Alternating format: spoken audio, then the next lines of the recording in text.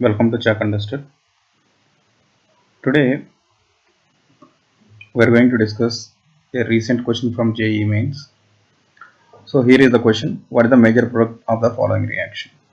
So here, if we see this reaction, the given reactant molecule has the functional group alcohol. Okay.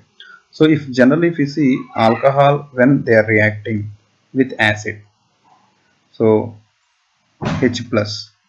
So the H plus comes from the HCl, and the alcoholic group act as a Lewis base, and it will accept the proton. So then we can get OH2 plus.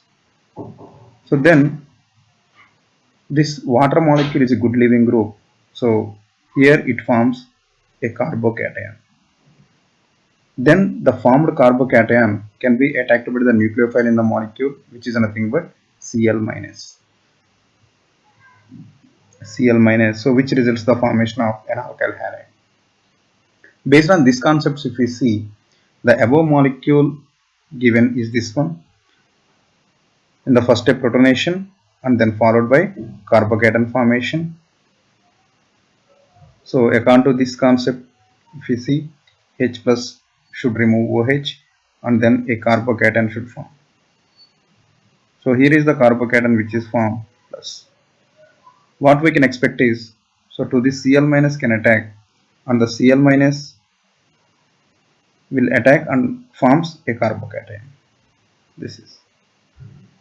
So according to this concept and this discussion, so answer can be this one. But actually the answer is 1, option 1. So that means there is some misconcept what we are doing or additional concept what we need. So here you have to focus on the intermediate. So the intermediate plays very important role in the chemical reactions. Here the intermediate formed is a carbocation. So whenever a carbocation is formed in any reaction, so the formed carbocation may undergo rearrangement. May undergo rearrangement. Why it should undergo rearrangement? So to attain more stability, may undergo rearrangement to get more stability than initial. To get more stability. To get more stability. But how you know whether it will undergo rearrangement or not? That is the key point. So here the carbocation form, whenever a carbocation is formed, the adjacent carbons you have to analyze carefully.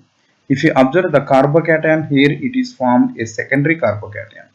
Whenever adjacent to a secondary carbocation, there is a tertiary carbon, then there is a chance of rearrangement. Okay, so as it is tertiary, the adjacent carbon is this is secondary, and the adjacent carbon is tertiary. So from the tertiary carbon, one of the hydrogen will be shifted with its electrons to the adjacent carbon. Then what I can get is, so a more stable tertiary carbocation. This we can call hydride shift. So if you see clearly, so here hydrogen is coming here and the carbocation will form here, which is a more stable carbocation, which is a more stable carbocation. Okay, so as it is more stable carbocation, so the product will be given by, the major product will be given by this carbocation. So that means the answer you can get as Cl. So answer will be 1.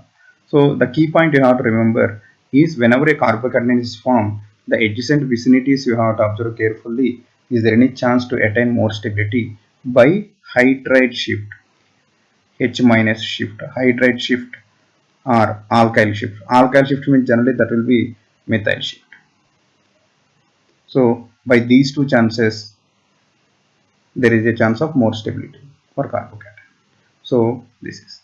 And one more question in the same paper, it is given alkene reaction with HI. Alkene reaction with HI.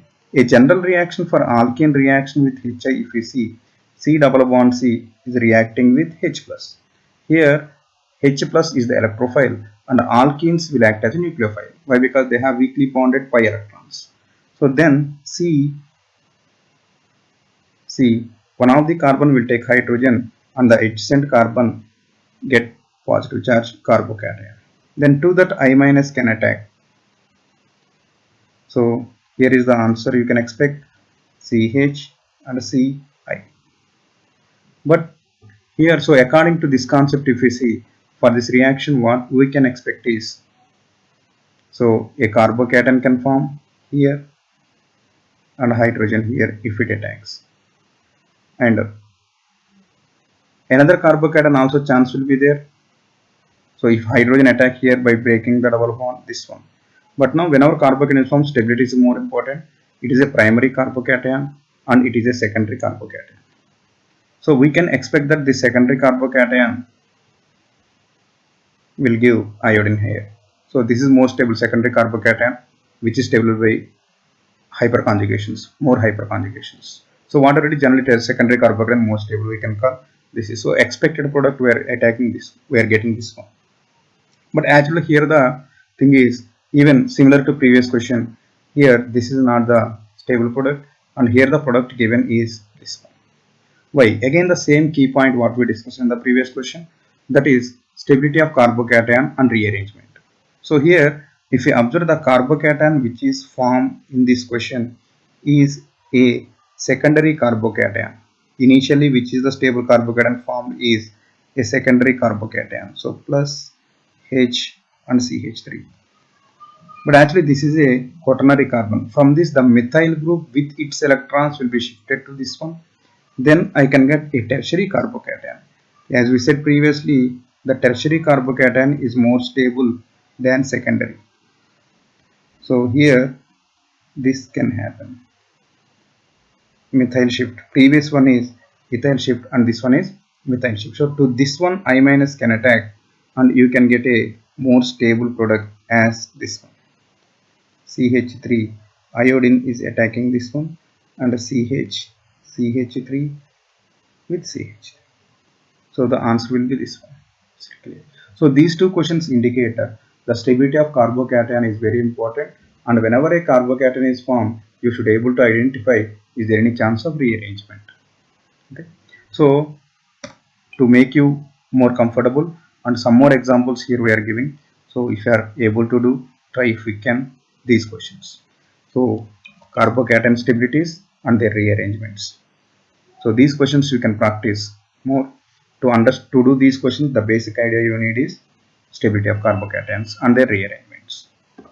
So if any doubts on this topic, so you can either mail or WhatsApp for chalk_09@gmail.com and 98763 68635 or 9963929223.